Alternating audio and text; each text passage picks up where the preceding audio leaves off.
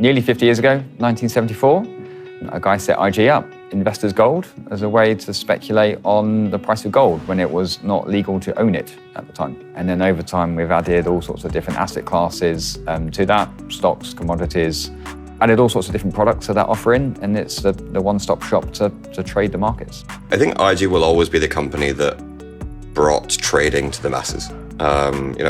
With the creation of the spread betting product 50 years ago by Stuart Wheeler, we created a mechanism for the retail trader to access the financial markets that just didn't exist before.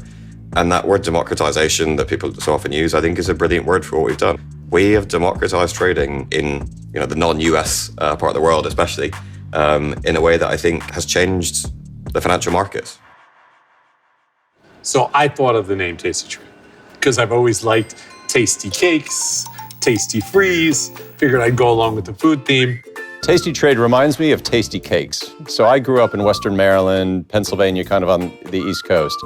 And tasty cakes are just an institution. They are outstanding. If you've never had one, you've got to try one sometime. My all-time favorite is probably the crumb cake. The genesis of Tasty Trade was that financial media in its current form in 2010 stunk. CNBC, I couldn't stand. I don't like listening to other people tell their opinions of what's gonna happen. I mean, I don't mind people cracking jokes. I don't mind people telling stories. I don't mind people like just bullshitting, but I don't really care what somebody thinks the market's gonna do because the markets are random, and I've always felt that. Bloomberg and CNBC were both kind of idiotic to me, and it wasn't the future of financial media. Either was the Wall Street Journal, either was Barron's, or whatever it is. So Tasty was gonna change all that. I think Tom's a genius. I really do. Now, the hardest part for most people with Tom is Tom goes A, B, R, Z.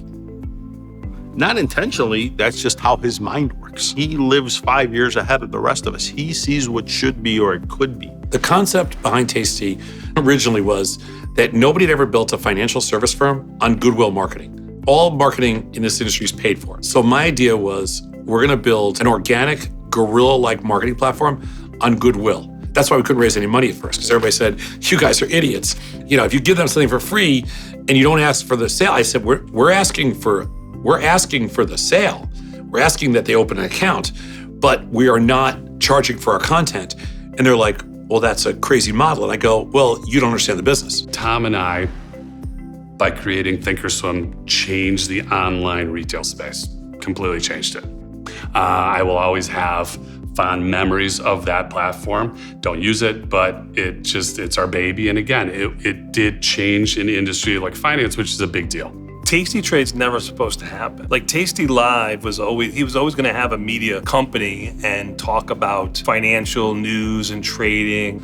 But Tasty Trade never gets invented if Thinkorswim and TD Ameritrade up their contract with us. Matter of fact, I don't know if you're going to put this in here, but Tom didn't want to create another brokerage firm.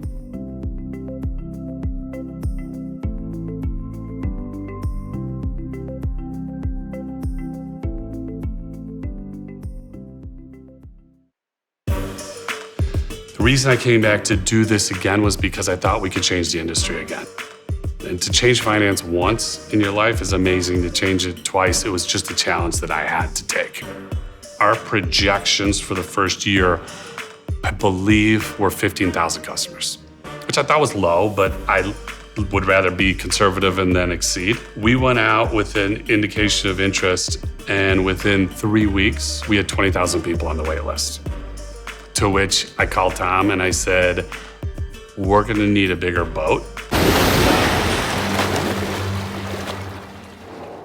The biggest thing was we had spent a lot of time on developing a new strategy for the group, which of course is a key responsibility of the board of directors. And that was where we had decided that we needed to diversify the group outside of its core markets, which principally are the UK, but there are some others around the world. I started as a board member in 2015, then became CEO in 2018. The mandate was to set a new strategy for the business because we had gone through massive regulatory change. And in order for us to continue to grow, it was important for us to seek new types of product categories in order to expand. We said we were going to be bold with this strategy, and this is, by all accounts, a bold move. We didn't want to take baby steps. We didn't want to take incremental steps. We wanted to make a big leap. And the fact was, the U.S. is a critical market in retail financial services. I think there's an old adage that you're not a global business unless you have a meaningful U.S. business, and I think that's true. The Tasty deal allowed us to take not just one, but probably 2 or 3 steps towards our ambitions. And so when we announced that deal, even though I think people understood that, I think it took some time for them to catch up with what is this business? The business of the options and futures business in particular, this is so similar to what we do today in terms of derivatives in general and our understanding of that. So we felt that we could really understand both their clients because they were so similar to ours. I said I've got a bit of an options background, so it was really interesting to me that we were going big on a firm that led on the options product. So that was really interesting. Obviously, we knew the size of the options market, so we kind of got the rationale. So when you're talking about derivatives, you got to look at everything. You got to look at equity options, index options, equity options, as well as futures and futures options. And Chicago 100% is the epicenter of the derivatives world, and I don't see that changing. And if you look at the US market, there are at least 15 million active traders. And when you compare that to the trading population that we have in terms of the rest of our business, this was going to add a substantial amount. Plus the 100 million people that have accounts in the United States. But right from the get-go, you could see that Tasty Trade was different. It was relatively a young, early company, but fast growth, profitable, and a highly knowledgeable team, all the way from top to bottom of people who just know the industry inside out. And you can see a clear pathway there for how they're going to disrupt and win in that market. In 2021, Tasty was 10 years old. So when companies get to be 10 years old and they're successful like Tasty was, you generally start to get to the point where you kind of got a shit or get off the pot type thing. You don't have a lot of choices. We're facing at the time, like how do we go to the next level? How do we expand? And so we were trying to decide whether or not we go public and raise money, a few $100 million of capital to market with, or do we try to raise another couple $100 million of money to really expand our marketing budget and expand the firm. But in a lot of ways, it was like looking in a mirror because it's like, wait a minute, these guys are as serious about trading as we are. This investment banker, his name is Alex, he said, I think these guys are a perfect fit for you. He's like, I'm talking to their CEO and their CFO and I'll let you know. And we're like, who's their CEO? And he gives me the name. I don't know June Felix, and CFO, and I don't know Charlie Rozes. I don't know anybody. Where's this Tasty? What's this Tasty name? Never heard of this. Yeah, there was a whole bunch of questions. You don't really have enough awareness of what, at least for me, what trading is like outside of the U.S. And so you're kind of like, oh, they're this UK-based firm. We liked the idea of global, so IG met that requirement. We liked their model because it's a trading firm, but we had no overlapping products. And we liked the fact that they basically made a lot of money. Yeah, so I think cross-border transactions are hard in any normal circumstance. And then you put in COVID and travel restrictions and all that stuff on top of it. And it made the due diligence, which is really a learning exercise, both sides learning about one another, makes it just all that much harder. When we started the due diligence exercise, it was all virtual. It was all remote. We were already a year into the pandemic to some extent. So the ability to understand how to work, through Zoom. As a company, we're a very technologically savvy company. We took everybody overnight home, right? So literally, day one, all the trading teams, everybody was able to work at home seamlessly. So when the deal came in, we were comfortable working through Teams and Zoom and all these dynamic media. So I joined in June, and I think we first started thinking about Tasty in late September that year. And I think we had our first call with, at the time, Christy and Tom and Scott, would have been in October. So the issue for us was the only people who could visit Tasty because they were American citizens were June and Charlie. So we relied very heavily, we as a board, on the work that was done by June, Charlie, and our advisors, Jefferies, Barclays, and so on. In fact, I don't think there was any travel back and forth until December when June and I, simply because we have American passports, we were able to go over to Chicago on kind of a quiet mission to meet Tom and Scott and Christy at that time. June and Charlie flew from London to Chicago to have dinner with us. And we made a reservation at an Italian restaurant right down the street in an outdoor igloo with a heater in the space that kept running out of propane every 15 minutes. And I ordered chicken parmesan. We had 6 hours in a igloo together in the snow having dinner. And every hour they would bring in a new canister of kerosene to make sure we were warm enough. So there was an element of a bit of a blind date, speed date type of thing to it. But needless to say, we had a great dinner. We got on really well. As I said, it was like looking in a mirror, I think maybe on both sides in terms of, you know, we love what we do. We love our clients. We love to trade. We like all these things. You know, very little overlap between the two businesses by geography or by product. And there's like a picture, I think, of June, Charlie, Tom, Christy, like in a pod somewhere at a restaurant around here, like a selfie once they were kind of doing the deal, which I think is quite symbolic of the transaction and everything that happened. That was my exact first thoughts. We're spending $1 billion buying a funny name company. $1 billion is quite a big number, and this is significant. This is a real strategic move for the business. And so for us, we had a clear message, huge market, great business, great leadership team, great platform, and, you know, compelling content. That combined with our international footprint would, you know, really complement and accelerate our strategy. We had other bids on the table that were better, but we told them that we didn't care because this was probably a better deal for us long term. Because IG's bid wasn't the highest. No, it was the lowest. It was the second lowest or second to lowest, whatever. But it was the one that worked the best for us to go global and not have to run a public company.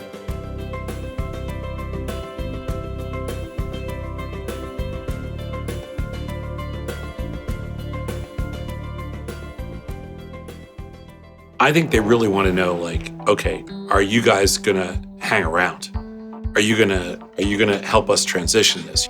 And we're like, yeah, you know, we're gonna be shareholders. We're gonna run the company. The fact that you've still got Scott, Woody, and of course Tom 2 years later, that's pretty good going. So we made sure that our people were able to look at those systems and processes, but we made a very conscious decision, you know, not to say it's our way or the highway. Or the fact that the management team at IG overall has been like, we bought you for a reason, go do your thing, has been great, and it's allowing us to do our thing, so to speak. They came in and they actually left us alone for the first year, which was absolutely beautiful. I think more companies should understand this. It was really critical for us to create something where there was appropriate synergy without overwhelming the management team. This open-mindedness to explore how we can do things better together has been really phenomenal.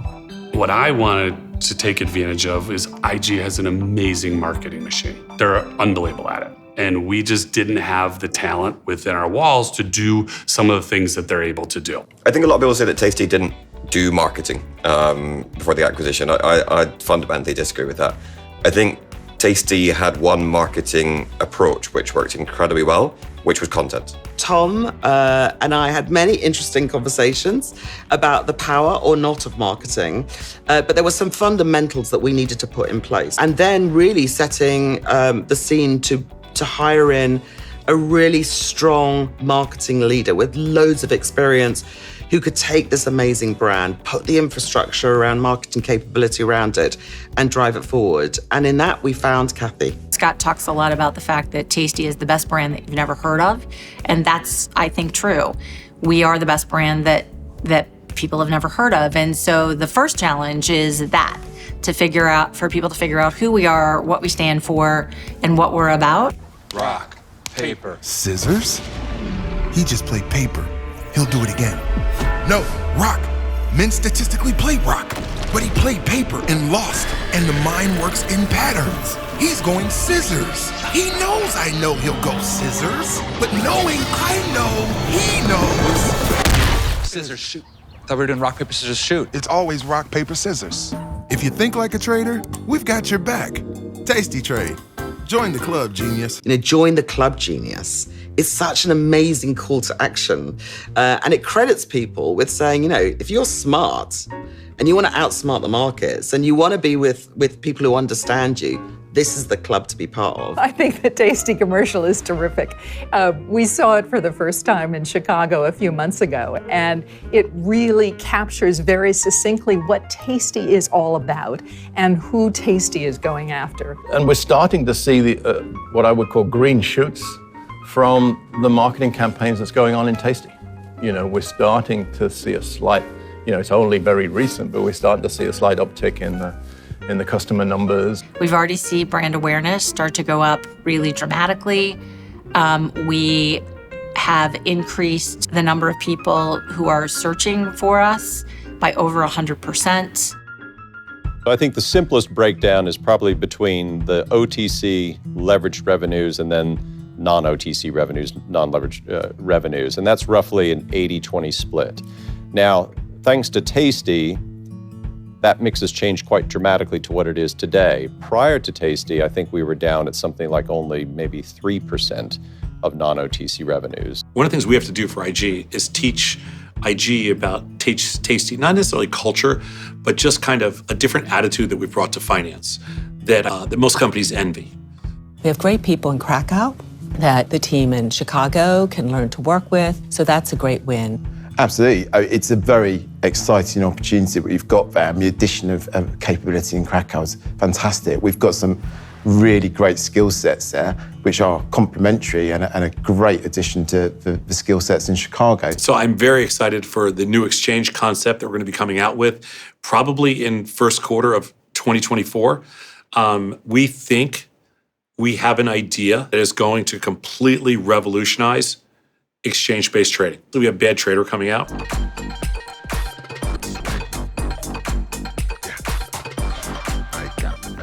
We have our crypto work that's going on, the digital wallet, continue to build our wallet in a way that, it's going to be easier for people to fund accounts if they want to use their wallet to do so. Ryan, Chris, they've done a great job getting that. We've been trialing some high-value customer initiatives, looking after some clients in our top 1%, giving them more of a bespoke, personalized service, and that's worked really well in terms of keeping them as customers. What we're trying to convey is, look, it's working. I still get feedback that we overpaid and this and that. So we're basically trying to say to people, don't look at that short term. Let's look at the long term. Wish they would do is value us on the forward, not the firm that we are today, but the firm that we want to be and that we're moving towards. I think legacy is, as I said earlier, that we changed the industry. We changed the online trading space not once, but twice. And that is amazing because we really opened the door. We didn't create it, but we opened the door wide enough for more people to come through because we made it, with our technology, we just provided people with things that they just didn't have. Our legacy, I believe, will be a purpose-driven brand that has gone around the world and through our creativity, through our innovation, that we have helped people on their journey to financial freedom. I think we can say innovation. If you look at the way the company started, and the pioneers of the spread betting market, we were the first to take CFDs overseas in the way that we did that. And I really see the acquisition of Tasty as a continuation of that. I hope we have really helped IG Group in general as a company really set it on its path to achieve its full potential, for people to see that they can be different and that they can succeed if they choose to be. Particularly for women, I would love it if women see that somebody that looks different, is different, can still succeed. I hope it inspires people.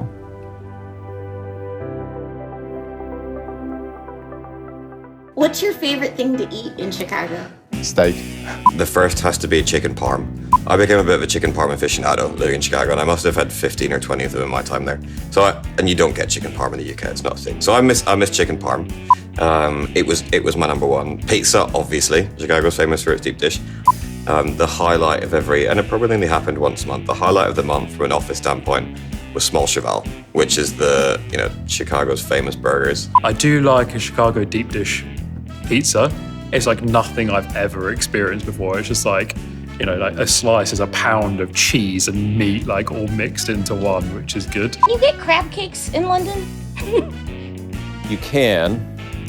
They're not like Maryland blue crab cakes, though, I would say.